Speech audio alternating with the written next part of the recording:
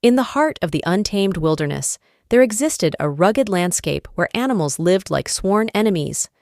The vast expanse of the savage valley was a harsh realm where the law of survival reigned supreme. It was a place where the feral instincts of its inhabitants clashed relentlessly.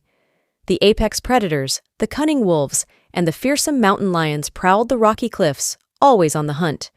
Their mortal enemies, the wily coyotes and elusive bobcats, moved in stealthy shadows, ever watchful for an opportunity to outwit their larger foes.